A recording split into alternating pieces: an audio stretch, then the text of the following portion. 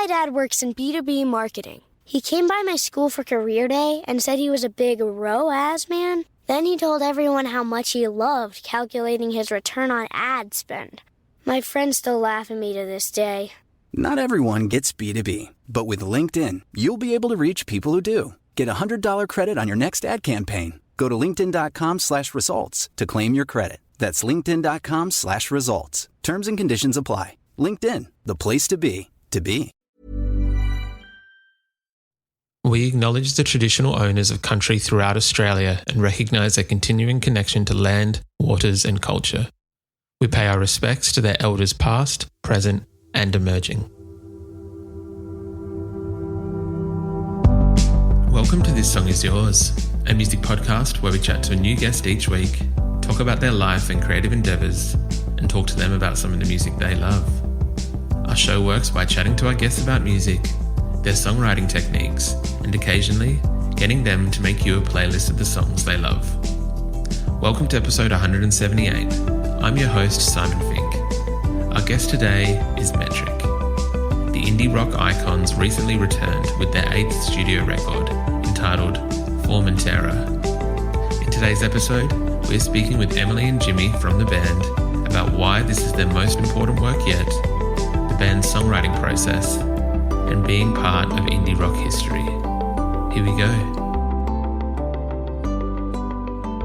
Our guests today are one half of legendary Canadian indie band Metric.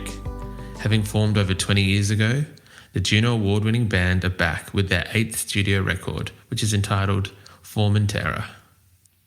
Please welcome to This Song Is Yours, Emily Haynes and Jimmy Shaw from Metric. Hello, how are we? Hello.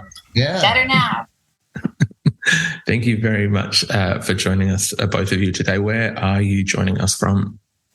We're both in Toronto, on opposite sides of Toronto, but both here. I can give you a pretty stunning view of the skyline if you want. How's that? Yeah. Oh, whoa. That Pretty is nice. Amazing. Yeah, it's good. Perspective. Yeah, Special. that is a beautiful view that you have there.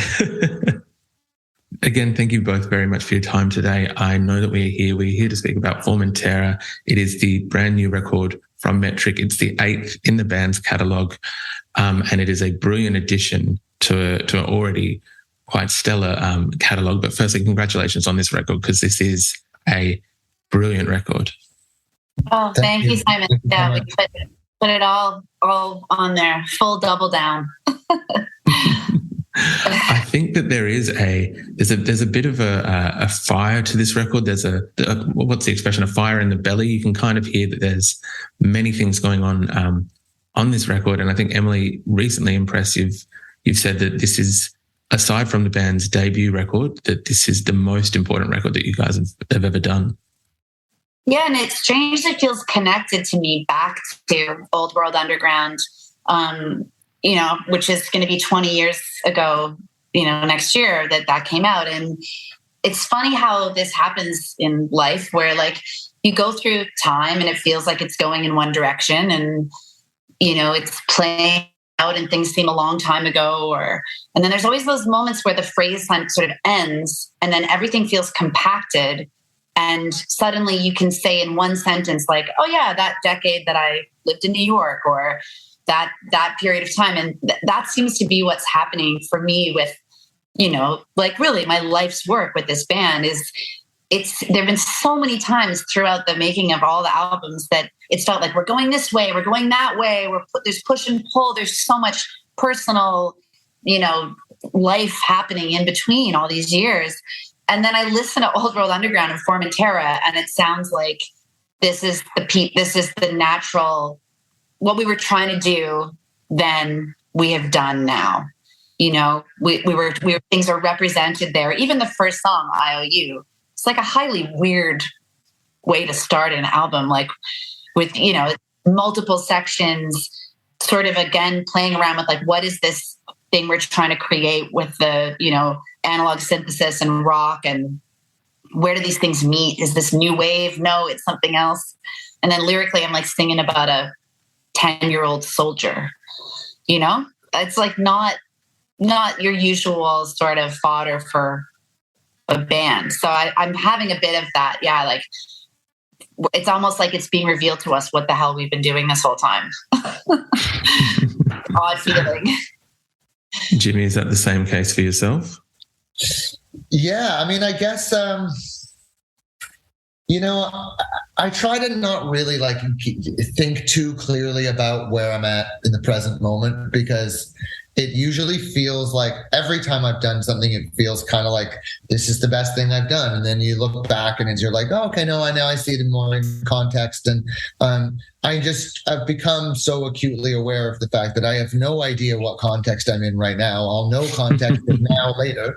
And so I try not to really think about it too much. I mean, I know that when I listen to the record that we made, now I'm really, really proud of it. And I know that we went to, like, as Emily said, like we put everything on the line for it. I mean, we really went for it. And a lot of that was circumstantial in the sense that we had so much time, like when we would have normally been done, we had an extra year, and so we thought, okay, well, we have this time, let's write as many songs as we can. And there was all these extra moments where I could wake up in the morning and think, you know what, I think that little snare sound in the second verse of What Feels Like Eternity is pitched up about a tone and a half too far. And I went in and fixed it. And it's like, okay, well, that's great. Like all those millions of little details, we had time and mental space, to do and to execute. And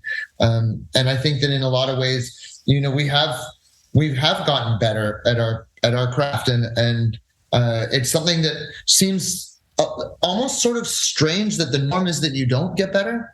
The norm, especially in music, is that you kind of like you come out super strong and you have like a great record, and then everyone's like, "Oh, the sophomore slump! Like you're probably gonna suck the second time around," And then it's just like, and then most bands like get frustrated because of the sophomore slump, and then like the drummer sleeps with the singer's wife, and then they break up. And it's like that's sort of like the usual way that it goes. It seems like people have said to us a lot in the last month of doing interviews, and people are like, you guys are still doing this after 20 years and you seem to be getting better. What the hell's going on with that? Like, why is that your reality? And it's such an interesting question to me, because that was always the point, I guess we're very, very fortunate in the sense that we've been able to sort of execute it, and we've been there for each other, and the band's really emotionally supportive of each other, and we're like a family, and there's definitely some good fortune that's gone along with it. But I always think of this like there was this great and there was a great basketball game about a year and a half ago, like in the middle of the pandemic, and at the end of the game, the Toronto Raptors, the Toronto basketball team, was down by like 2 points, and with less than a second, the guy who wouldn't normally win a game takes a 3-point shot. He hits the shot, and everyone after all the press after the game, they're like, "What were you thinking when you hit the shot?" And he was like, "Well, I don't shoot to miss, well, were you surprised you hit the shot?" He's like, "No, I wasn't expecting to miss the shot, And that's kind of like where we're at. Is like I wasn't expecting to be worse than when we started. I was expecting to be better every single time, and I guess I'm grateful that we are. Of course. Well, I think personally the fans and the public are very glad that you haven't taken the Fleetwood Mac path of the band breaking up and doing all those things. We're very glad you are still here. This record, as you mentioned, there was a lot of time, there was a lot of space, not to get too COVID heavy in an interview. I think over the last 2 years we've seen a lot of records that could be referred to as as a COVID album, and that it's usually like a bit of a quieter, more introspective kind of record. I think this is like the end, what's the word? Like it's the opposite of that. It seems to be the darker side of COVID, if you will. I think even with that first track, Doom Scroller, which is a brilliant way to start a record. For anyone who hasn't listened to the record, I'll put the link to the album in the show notes of this podcast. But what I guess the process of writing Doom Scroller, how did that track come about, and what was it that kind of led you to go, yep, we're just going to keep building on this and building on this to the point where it's this enormous 10-minute kind of giant of a track?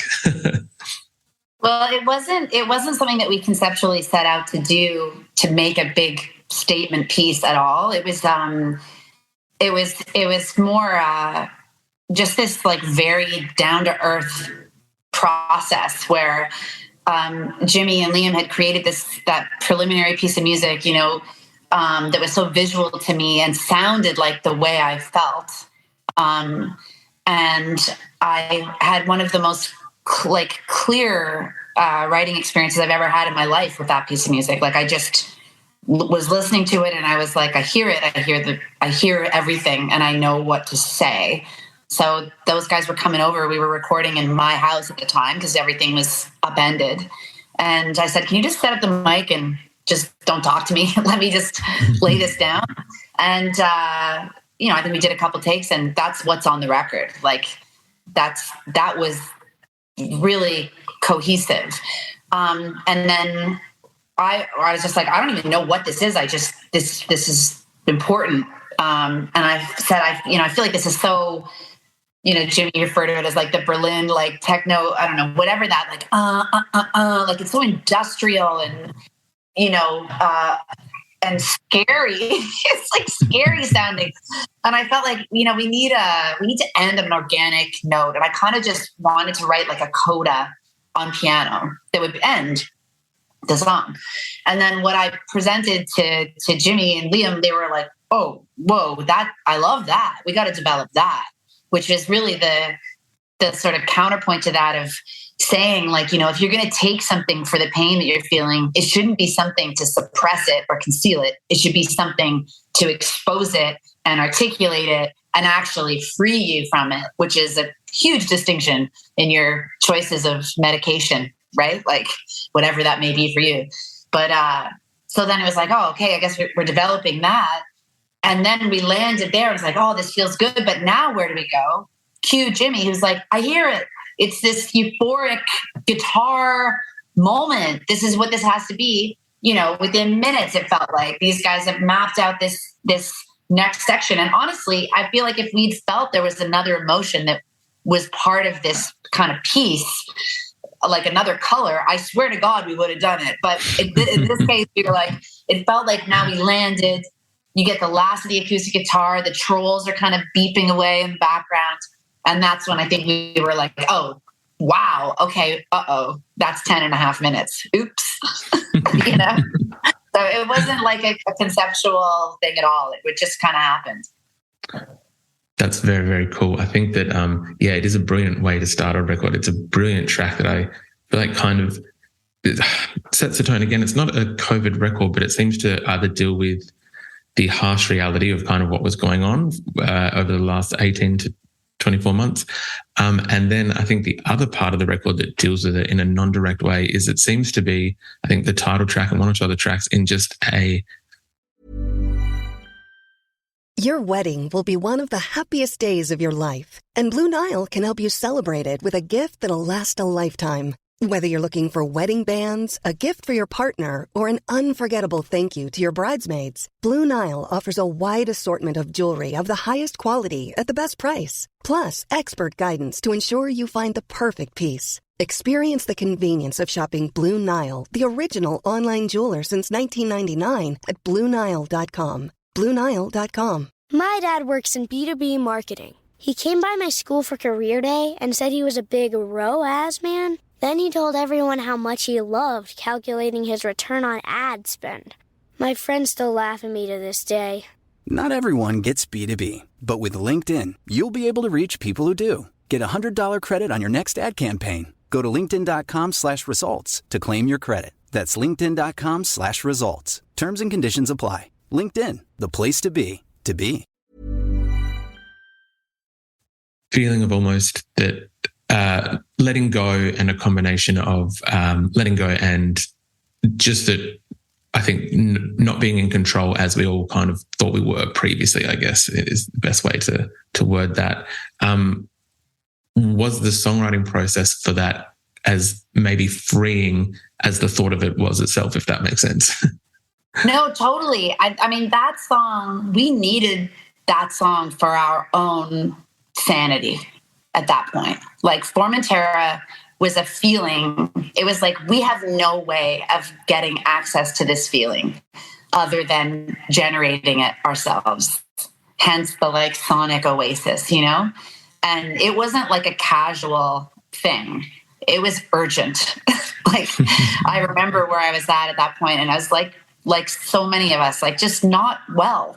And it was, I wasn't even, you know, there was such a sense of like, you know, there's, even though, okay, we have some extra time to work on these things, there's just like zero guarantee of, you know, what will be on the other side of this, particularly for people who do what we do for a living. And that's still the case, right? I mean, it's completely, everything is upside down and chaotic and unknown. And there's so much extra uncertainty. And that the writing of that song was literally, for me, like, I have maxed out, you know, the lining up all the numbers under the names of Doom Scroller, because, you know, it's not even, you can, I guess those could be COVID deaths. They could also be, you know, children massacred. I mean, it's just endless, right? Once you start going down the doom scrolling path. And I was all the way down that road where it was like, I am not a functional human being. I'm so depressed and anxious and of no use to anyone. So I think part of the potency of this album is like, this is not like us, you know, whimsically mucking around here. It was like, this is important, survival level. And so Formentera, the song, like, and I felt it like we're playing it now for the tour, like preparing it. It's just, it actually does the thing. Like, even just talking about it, I just feel like I take a deeper breath, and it was just like, you know, it's unsustainable what you think you can control, the helplessness that you feel for other people's suffering. You can be compassionate, you can care, but the fact is you are powerless. So what are you going to do? So yeah, I'm so happy that this seems to be translating for people. And like the way that you described it is exactly, you picked up on the process for sure. Beautiful. Well, yeah, I think that it doesn't seem to just be a lyrical kind of thing. It seems to be that the songs, sounds a little bit naff, so I apologize, but it seems to be the song's feeling, the emotion behind the song, even the driving sonics behind it kind of, I think, drive home that feeling as well as the lyrics. So you just mentioned getting ready for tour. I know that I think in about a week's time or so, you're about to head out on the road, and it looks like you guys are doing it properly. You're out till I think about February. How are you feeling about getting out there and properly being able to tour the world again and take Metric around the globe? I mean, Australia is missing, so that really bums us out. Help us out, man. We gotta get. So it's your and only your responsibility to book us an Australia tour, do all the promotion. No, I'm just kidding. But we're like, it's really twofold. It's 2022 where like, for some reason you pour a glass of water and the glass doesn't work. Like, not sure why the glass doesn't work. The world feels broken. It's just like everything for some reason is 8 times harder than it's supposed to be. So in some ways we're like really, really excited. And it was so enjoyable for the last, 10 days rehearsing and playing these songs with the band. And it's like the four of us are such a deep family, and it's just so good to be back with that family, I think we're all slightly realistic about the state of things, and knowing that, it might not feel like it did. We don't know what it's going to feel like. There's going to be hiccups. Those hiccups might be more like, choking. Yeah, like, they might feel like giant hiccups, like you can't breathe for 5 minutes. But I think we're going to go into it like we've always gone into everything, which is just like, this is for the love of music, for the love of each other, and for the love of all the people who are going to be in the room. I know that we've spoken to some people who are in the US and Canada and in Europe who are very excited. You kind of beat me to the punch in relation to getting to Australia. Is there any plans at the moment, or again, as you mentioned, shall I start the planning? Shall I get my books out? No, there are definite plans. You should see our conference calls. They usually start with me going like, "So where's the touring plans? Let's go. We want to go to Australia, New Zealand, Asia. Let's go." I have let's see, I got 2023 open. Let's do this. That is very exciting to hear. I know that there's a lot of Australia. You guys do have a lot of Australian fans down here, and I think that there is quite a love for Metric. I know that, and I think so long. Like last time we were there was 10 years ago. That's what I was going to touch on, was that it has been a while between drinks for yourselves and us here.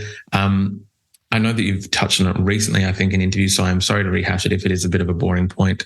That it seems that while trends, everything else is a bit cyclical, as they always are throughout the decades, that indie from the late 2000s to early 2010s seems to be coming back around. I know that I think you've recently spoken about indie sleaze, and how that's become a bit of a trend again. As a young man who was coming up in that time, that was very much my generation. I was just wondering on your thoughts, I guess your favorite kind of memories from that time. I mean, that was my crowd surfing peak. That's when Em was fearless at the front of the stage. Like we're talking like 10 feet between the stage and the barricade. Over she goes. The best one I think ever was I jumped off the speaker stack, jumped off the stage on live television in Canada. They cut to commercial with her in midair because they had no idea what was going to happen when she landed. And I wasn't. Yeah, we were playing Monster Hospital, I think. Yeah, we were. It's not like I talked about it with you guys. It's not like I talked about it with myself. I just had that, spirit. So. I mean, it's funny, looking back at it, it's like, it's funny. It's not like it has a context now. Again, back to the where you are in the narrative, and it's like at the time we didn't know that that was the narrative. It was a fun time, but it was also a super hard time. And all those bands starting out. We lived in a loft in Brooklyn with. Nick and Karen Yaz were in the same loft as us, and Jaleel from TV on the Radio, and Angus from Liars, and Torque and Chris from Stars, and there was so many bands. We were like the landlords. Like it was a crazy thing, but at the time, it felt like the least rock and roll thing ever. It was just like, whoever's got 50 cents, like give it to me so I can buy like a bun and put some cheese on it. It didn't feel all that great at the time. And then later on, you're talking to someone a few years later and you're like, yeah, I used to live in this loft. Blah, blah, blah. It was a hellhole. And we were like, wait a minute, that's like rock history that happened in that loft, And It was very, very hard to see it at the time. We are very excited because we're doing this Toronto show with Spoon and Interpol.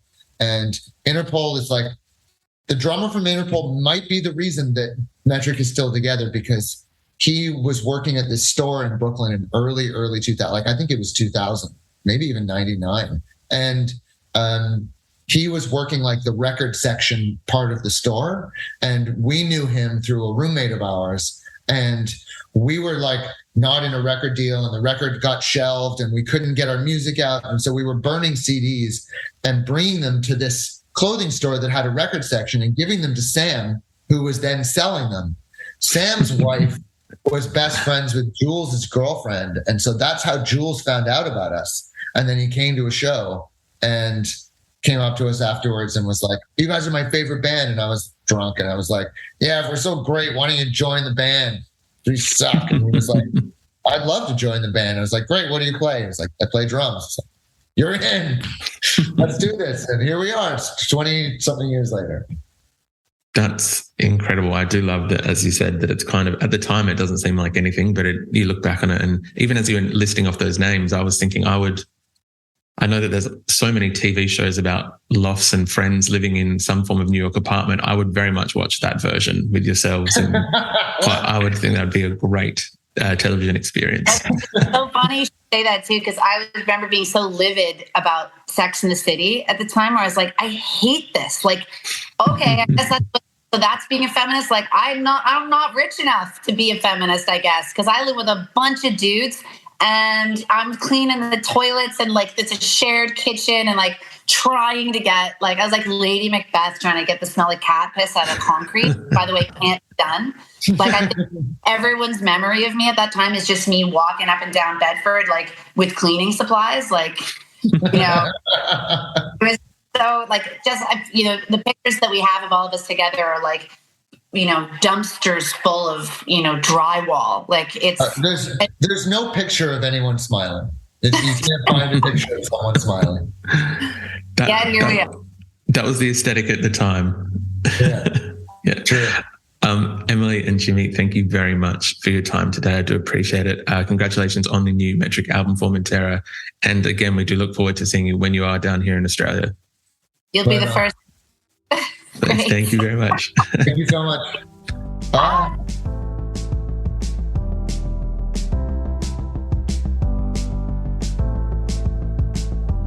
And that's our show. A massive thank you to Emily Haynes and Jimmy Shaw for their time.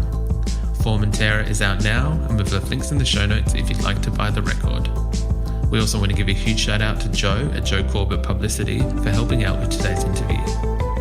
If you like this show, please subscribe wherever you get your pods and stay up to date when new episodes are released. We release new shows each Wednesday and Friday morning, and we now have a Patreon, which you can find within the show notes of this episode. You can follow the playlist profile on Spotify, and you can follow us on Instagram, Facebook, and TikTok. Until next week, cheers.